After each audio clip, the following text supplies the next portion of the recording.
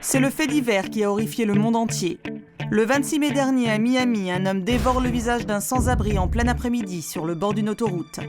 Une femme terrorisée appelle la police. Il y a un homme nu qui est en train d'en manger un autre. Il va le tuer, je vous jure. La presse se déchaîne. L'histoire du cannibale fait le tour du monde. C'est une des histoires les plus bizarres jamais vues en Floride. Un homme nu courant sur le bord de l'autoroute a littéralement mangé le visage d'un autre. L'homme amené d'urgence à cet hôpital n'a plus de visage. Armando Aguilar, représentant de la police de Miami, n'avait jamais vu ça. L'agent de police a sauté par-dessus ce mur. Et quand il a vu qu'un homme était en train de manger le visage d'un autre, il lui a ordonné d'arrêter. Et le policier a compris qu'il devait utiliser son arme quand l'homme s'est retourné vers lui et s'est mis à grogner comme un animal. Il lui a tiré dessus, mais ça ne l'a pas arrêté. Il a continué à dévorer le visage. Alors le policier a tiré plusieurs fois jusqu'à le tuer. Ni fou ni violent, le cannibale de Miami n'avait aucun antécédent. La police s'interroge. Au même moment, d'autres cas de démence frappent l'Amérique. En Louisiane, un homme attaque son voisin et lui mange la joue. En Floride, une femme tente de décapiter sa mère à coups de machette. Et dans le New Jersey, un homme s'éventre et tend ses intestins aux policiers venus l'arrêter. La liste est longue. Derrière ces excès, une nouvelle drogue de synthèse connue sous le nom de sel de bain, pot pourri ou marijuana synthétique. Un cocktail explosif qui rend psychopathe.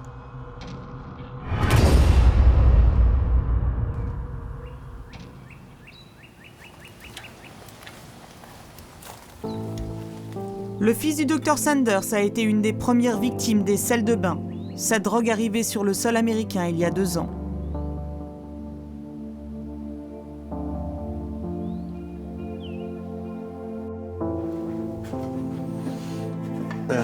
Voilà une photo de Dickie.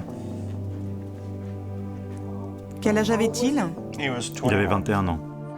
5 jours après avoir inhalé les sels de bain, toujours en proie à des hallucinations incontrôlables, Dickie a mis fin à ses jours. Il est venu jusqu'à la fenêtre de la cuisine, ici. Il regardait par la fenêtre, il faisait nuit, il n'y avait personne. Et pourtant, il s'est mis à compter des voitures de police. Il m'a dit « Papa, il y a des voitures de police devant chez nous. » Il s'est mis à les compter, 1, 2, 3, 4, 5, jusqu'à 20. Je lui dis « Mais de quoi tu parles ?» Il s'est approché de là, il a pris un couteau de cuisine et s'est tranché la gorge d'une oreille à l'autre. Il a brandi le couteau. Ma fille était juste à côté de moi.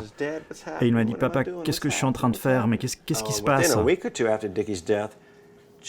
Une semaine ou deux après la mort de Nicky, les urgences étaient remplies de cas comme lui.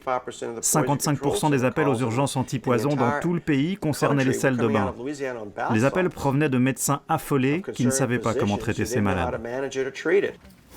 Car cette nouvelle substance non répertoriée était en vente libre dans tous les tabacs et les stations-service aux États-Unis. C'est ce qu'a découvert le Dr Sanders quelques jours après la mort de son fils. Voilà, c'était vendu ici, dans cette station-service.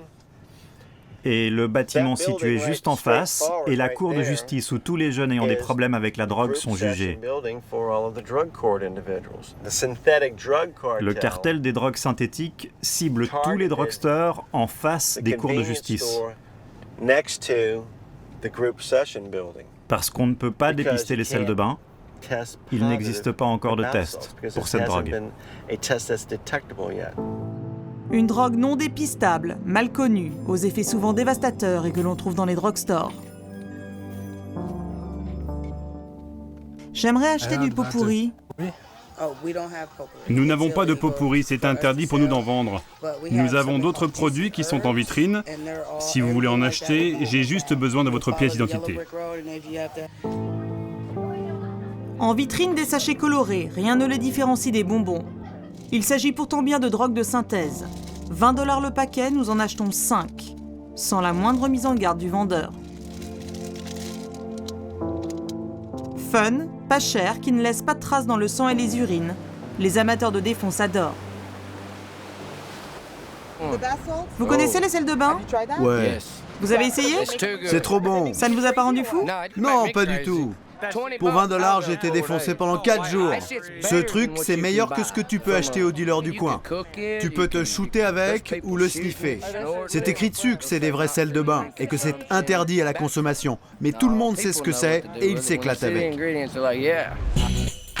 Le Dr Mash est une des neurologues les plus réputées aux États-Unis. Depuis des années, elle étudie les effets des produits stupéfiants sur le cerveau. Pour elle, les drogues synthétiques changent complètement la donne. Les laboratoires en Chine créent ces nouvelles molécules. La structure de la molécule ressemble à de la cocaïne ou aux amphétamines.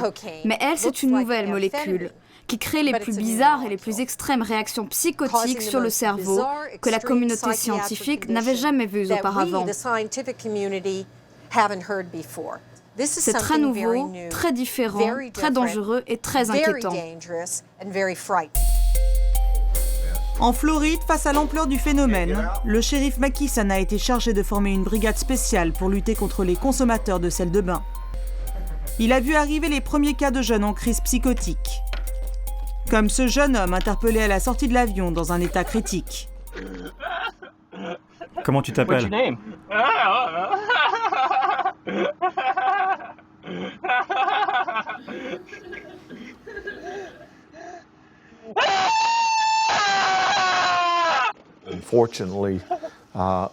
Malheureusement, 1 an plus tard, ce jeune homme a été retrouvé mort sur une plage de Panama City. Il s'était jeté du 12e étage. Ces individus, sous l'emprise de la drogue, quand ils sont violents et qu'ils se battent, ne se battent pas vraiment contre les policiers. Ils se battent contre un monstre. C'est pour ça qu'ils sont tellement violents et qu'ils ont ces réactions irrationnelles. C'est pour cette raison que nous avons dû entraîner nos officiers pour qu'ils sachent contrôler les personnes ayant pris des sels de bain. Comment quelque chose comme ça peut faire tant de mal? Comment peut-on acheter dans une boutique un sachet avec un smiley qui s'appelle « Monsieur Sympa » ?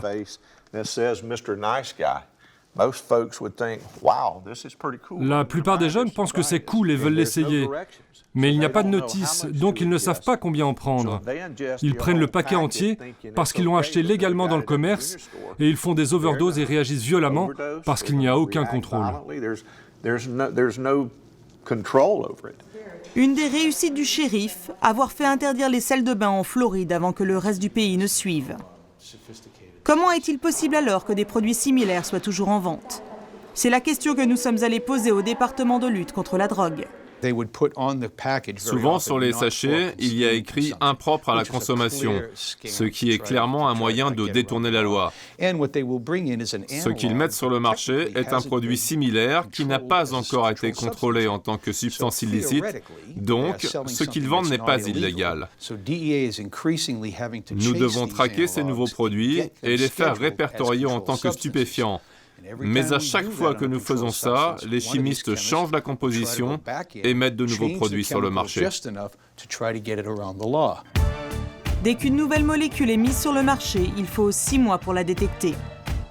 Impossible donc d'interdire la prolifération de ces petits paquets, qui à 20 $ la dose, auraient déjà détruit la vie de plusieurs milliers d'Américains.